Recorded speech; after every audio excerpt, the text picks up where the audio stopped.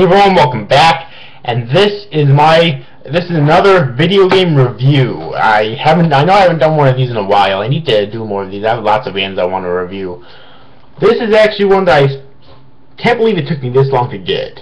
Alright.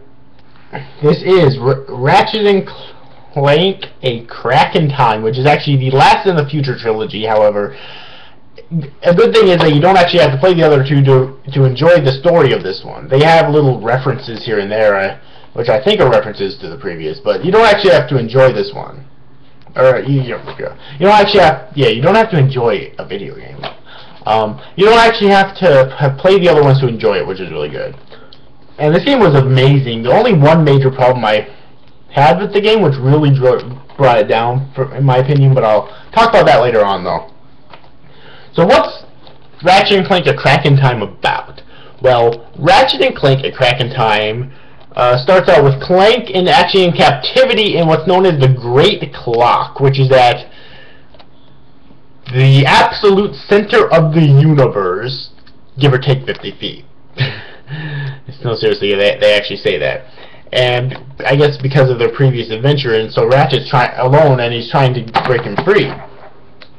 Alright, and however, Dr. Nefarious ends up finding him first, and he wants to use the Great Clock to his advantage. Basically, the Great Clock was designed by Clank's father, actually. It was a clock that's meant to keep the time in the universe, but to not change it. It only keeps time, it doesn't change time.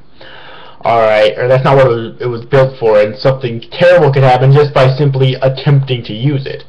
Alright, and Ratchet meets another Lombax here named General Azimuth, which he met a Lombax in the series previously, Angela, in the PS2 game. Well, in Going Commando anyways, that's the only one I've played so far, but yeah, he meets another one here called General Azimuth, who was a soldier for the Lombaxes, but he was exiled because he failed to save them, and shortly after, I guess the rest of them were killed off. And he was good friends with Ratchet's father, actually, and he wants to use the Great Clock to bring them back because he didn't feel it was their time to die.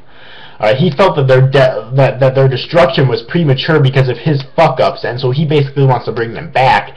And it's kind of interesting because he ends up being an ally throughout the majority of the game, but he ends up being the final boss because Ratchet comes to his senses. Ratchet originally wants to help him out, but eventually Ratchet comes to his senses and has to fight him. Alright, and it's kind of weird because I originally thought that Nefarious was going to be the final boss, but no. Now, there's actually two problems I have with this game, though, but I'll get into that after I talk about the gameplay. The gameplay is really fun, okay? Not only do you get to play as Ratchet in the numerous planets that you visit and numerous sectors that you visit various different sectors of the galaxy that you're in. I forget what all the sectors are called. I think one's like the Corotho sector and whatnot. And yeah, but you also get to play as Clank in the Great Clock. He has like this staff that can allow him to briefly slow down or stop time in a particular sector where the beam is hitting. But it's only temporary, and when he launches another one, he can only the previous one will disappear, and it's a really interesting gameplay mechanic. He actually has a triple jump kind of feature as well, and playing as Clank is really fun. I think it's even more fun than in the PS2 trilogy when you get to play, or in Going Commando anyways, when you get to play as him. It was fun there, but I think this is way more fun in my opinion, though. And playing as Ratchet's really fun as well. Like always, you get all sorts of interesting kinds of guns and weapons and stuff. And as soon as Clank joins him, I think it's like towards the end of the game actually, you also get to use Clank's time ability with Ratchet, which is really cool. And they just have so many cool things. And in terms of the boss battles too, like there's the final boss with Azimuth, there's the final fight with Nefarious, and then there's like 3 fights with the head of Nefarious's Valkyries, which are like robots that work for Nefarious. The 3 heads of them you get fights with, so that's 3 more right there. Alright, I think I know there's more. I don't exactly remember what all of them are, but they are really cool though. Like, they really outdid themselves at this game, and I really want to get the other two games now so I can play them, because this was a really fun game. You know, flying through space is really fun as well. Like, in order to get to each planet, you know, it's not like the other games where you might have space missions, but after you beat the space missions, you go straight to the planet. No, you have to actually fly to the planets. Alright? And so to get to some planets, you might have to collect Zoni, which you can collect for ship upgrades, and they'll allow you to, allow you to get ship upgrades so you can get to certain planets, like maybe get past certain barriers so you can access certain planets. Alright, and you also have, and you can also fight in space, and at that point it turns into like a space shooter, and it's really fun. Okay. So that's pretty much all. You know, there's other cool things. There's like a jet boots type thing that allows you to go really fast with your. That Azimuth gives to you. Apparently, your father uses the same, or apparently Ratchet's father uses the same ones. And there's like so much that they put into this game, and I think it's really good. Now, there are two problems I had with it though. One is kind of like a plot hole towards the end of the game where they keep constantly fucking saying that the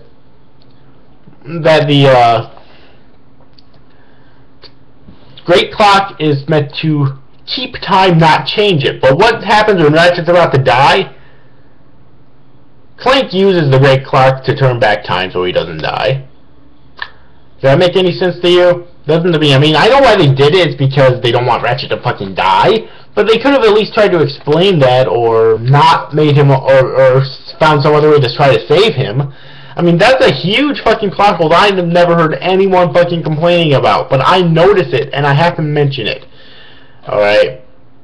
Secondly, my second and final complaint with this game has to do with the gameplay. It has to do with one of the puzzles in the game, which I utterly fucking despised. It's in the Great Clock when you have to, because it's kind of an interesting puzzle, but I still hate it.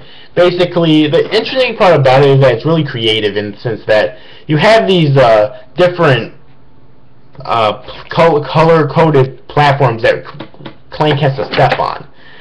And he can then create a hologram of himself and record that hologram the same color as the platform is, moving around and whatnot, standing on platforms, activating switches and shit.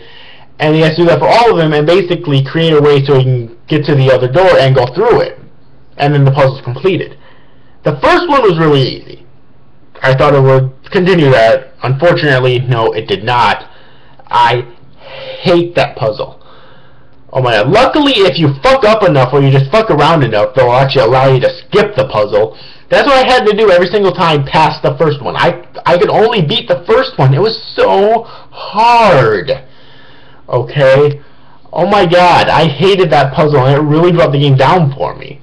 Because it's not like you do it just a few times. You do it so fucking much. Every time you would have to play as Clank in the Great Clock, you had to do it. I mean, thankfully you didn't have to do it as Ratchet in the Great Clock at the end of the game, but still, every single time you play as Clank in the Great Clock, you have to do that puzzle. And it's fucking bullshit. Horseshit. I hate that puzzle.